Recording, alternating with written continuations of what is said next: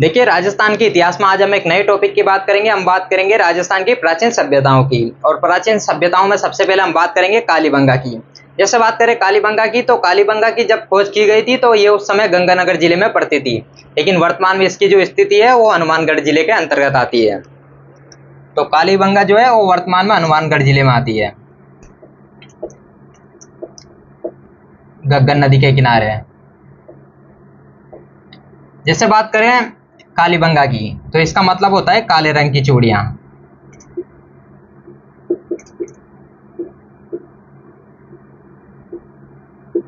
तो कालीबंगा का जो शाब्दिक अर्थ है वो है काले रंग की चूड़ियां।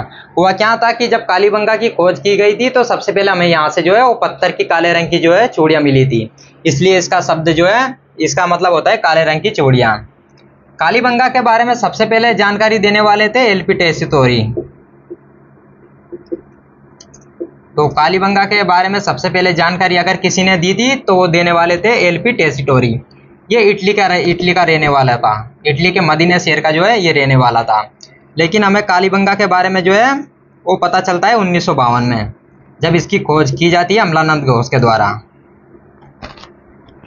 तो कालीबंगा की खोज की गई थी 1952 में अमलानंद घोष के द्वारा। लेकिन इसकी जो खुदाई है, उत्खनन है, वो बहुत बाद में जो है शुरू हुआ था। 1961 में जो है इसका उत्खनन शुरू हुआ था और 1969 तक जो है उत्खनन चला। लगभग एक दशक तक जो है इसका उत्खनन किया गया। मुख्य रूप से दो बंदे थे उत्खनन करने वाले, एक थे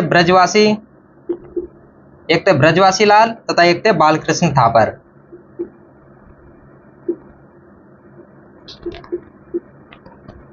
तो कालीबंगा का उत्खनन जो है वो 1961 से लेकर 1969 तक जो है इसका उत्खनन किया गया, लगभग एक दशक तक। उत्खनन करने वाले मुख्य रूप से जो है दो बंदे थे, ब्रजवासी लाल तथा बालकृष्ण थापर। जैसे हमारे एक इतिहासकार हुए हैं दशरथ शर्मा, और दशरथ शर्मा कहते हैं कि जो कालीबंगा है ये हड़प्पा सभ्यता की तीसरी बड़ी राजधानी है। तो दशरथ शर्मा के अनुसार कालीबंगा जो है वो तीसरी बड़ी राजधानी है, जो हड़प्पा सभ्यता है उसकी तीसरी बड़ी राजधानी है। पहली बड़ी राजधानी है हड़प्पा, दूसरी मोहनजोदड़ो और तीसरी है कालीबंगा। तो ये जो है ये अपने इतिहासकार हुए हैं दशरथ शर्मा, उनके अनुसार जो है कालीबंगा हड़प्पा सभ्यता की तीसरी बड़ी राजधानी है। जैसे बात करें कालीबंगा की, तो कालीबंगा से हमें जो है वो दो प्रकार की चीजें प्राप्त होती है। एक हमें प्राप्त होती है हड़प्पा, जो हड़प्पा से पहले के, और एक होती है हड़प्पा के समकालीन। यहाँ से हमें जो है वो दो तरह की चीजें प्राप्त होती है। हड़प्पा से पहले की भी चीजें प्राप्त होती है तथा हड़प्पा के जो है वो समकालीन भी चीजें प्राप्त होती है।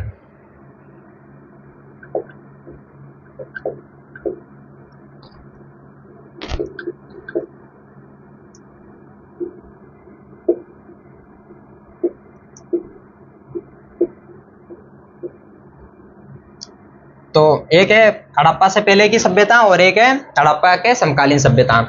जैसे कालीबंगा का जो है वो उत्खनन 5 स्तरों पर किया गया था। जैसे पहला स्तर, दूसरा स्तर, तीसरा स्तर, इस तरीके से जो है कालीबंगा का जो उत्खनन है वो 5 स्तरों पर किया गया था। जो पहला और दूसरा स्तर है वो हड़प्पा से भी पहले का जो है उत्खनन है, और तीसरा, चौथा तथा पांचवा जो है वो हड़प्पा के समकालीन है। जैसे बात करें प्राक हड़प्पा की, तो इनकी जो बस्ती थी वो एक परकोटे से गिरी हुई थी। जो हड़प्पा से जो पहले के लोग बस रहे थे कालीबंगा में, इनकी जो बस्ती थी वो एक परकोटे से गिरी हुई थी। और यहाँ से हमें जो है एक बहुत महत्वपूर्ण चीज प्राप्त होती है। इसके दक्षिणी पूर्वी भाग से हमें जो है जुते हुए खेत के साक्ष्य प्राप्त होते हैं। यहाँ से हमें एक खेत मिला है, वो भी जुता हुआ, जुते हुए खेत के साक्ष्य।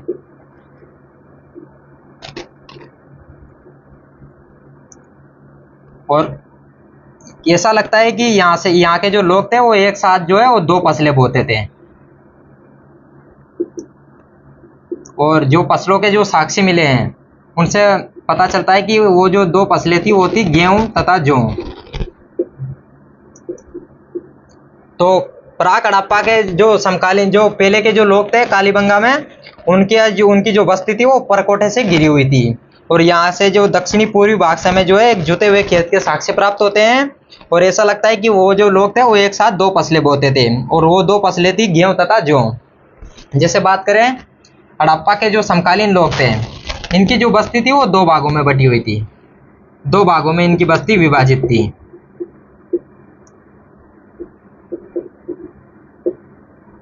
एक भाग था पश्चिमी भाग और एक भाग था पूर्वी भाग। जैसे बात करें पश्चिमी भाग की, तो पश्चिमी भाग जो है ये थोड़ा ऊंचा था और पूर्वी भाग थोड़ा नीचा था, इसे निचला नगर बोलते थे। जो पश्चिमी भाग था इसको बोलते थे दुर्ग जी, और इसी दुर्ग में जो है वो पूरी जो प्रशासनिक जो गतिविधियां होती थी वो सारी यहीं पर होती थी। तो पूरी प्रशासनिक गतिविधियां जो है वो दुर्ग के अंदर होती थी, इसी पश्चिमी भाग में।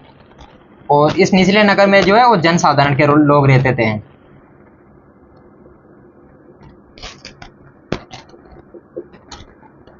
तो हमने कालीबंगा के बारे में पढ़ा कि कालीबंगा का जो है वो 5 स्तरों पर इसका उत्खनन किया गया था। पहला और दूसरा स्तर जो है वो हड़प्पा से पहले का भी है, पहले का जो है ये पहले का है, हड़प्पा से जो पहले का है ये पहला और दूसरा स्तर है। और जो हड़प्पा के समकालीन है वो तीसरा, चौथा और पांचवा स्तर है। हमने पढ़ा था कि इनकी जो बस्ती है वो एक परकोटे से घिरी हुई थी, और इसके जो दक्षिणी पूर्वी भाग में जो है हमें जुते हुए खेत के साक्ष्य प्राप्त हुए हैं। और साक्ष्यों से प्राप्त होता है कि ये लोग जो है वो एक साथ दो फसलें बोते थे, और वो दो फसलें थी गेहूं तथा जौ। और यहाँ के जो लोग थे इनकी बस्ती जो है वो दो भागों में विभाजित थी, एक भाग था पश्चिमी भाग, एक भाग था पूर्वी भाग। पश्चिमी भाग थोड़ा ऊंचा था और पूर्वी भाग थोड़ा निचला नगर, इसे निचला नगर बोलते थे, और इसे बोलते थे दुर्ग। और समस्त प्रशासनिक गतिविधियां जो है वो यहीं पर होती थी। और यहाँ पर जनसाधारण जो सामान्य जनता के लोग जो है वो इस पूर्वी भाग में रहते थे।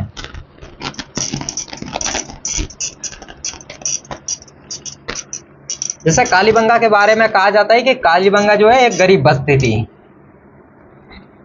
जो हड़प्पा तथा जो मोहनजोदड़ो के जो लोग थे वो थोड़े अमीर थे, लेकिन कालीबंगा के बारे में कहा जाता है कि ये एक गरीब बस्ती थी। हमें कैसे पता है कि ये गरीब बस्ती थी? कि कालीबंगा के बारे में कहा जाता है कि यहाँ के जो मकान है वो कच्ची ईंटों से बनाए जाते थे। तो यहाँ के जो मकान थे उनमें कच्ची ईंटें प्रयोग होती थी, और ईंटें भी जो है वो पुरातत्वविद कहते हैं कि यहाँ की जो ईंटें हैं वो अलंकृत ईंटें थी।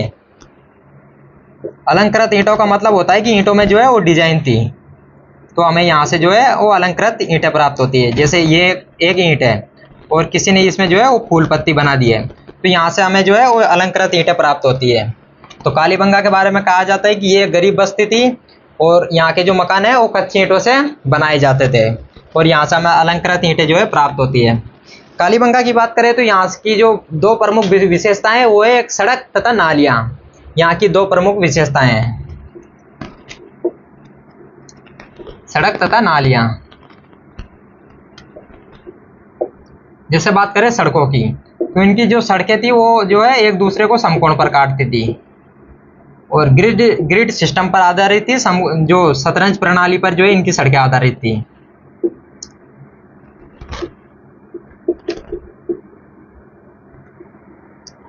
तो ये जो है इनकी सड़कें समकोण पर काटती थी, और शतरंज प्रणाली पर जो है वो ग्रिड सिस्टम पर आधारित थी।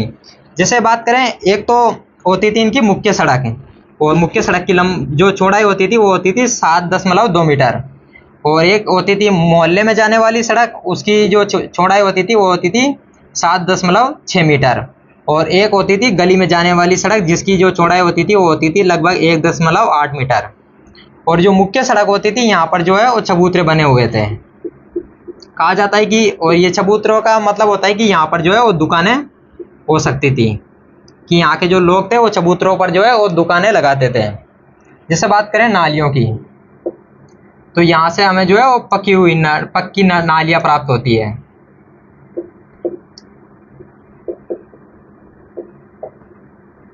और वो नालियाँ जो है ये ढकी हुई थी। लेकिन जो मकानों की जो नालियाँ हैं, जो मकानों के अंदर नालियां बनी हुई थी वो लकड़ी की बनी हुई थी, लकड़ी की नालियां। तो जो शहर की नालियां थी वो पक्की नालियां थी और वो ढकी हुई थी, और जो मकानों के अंदर जो नालियां मिली थी वो लकड़ी की बनी हुई थी।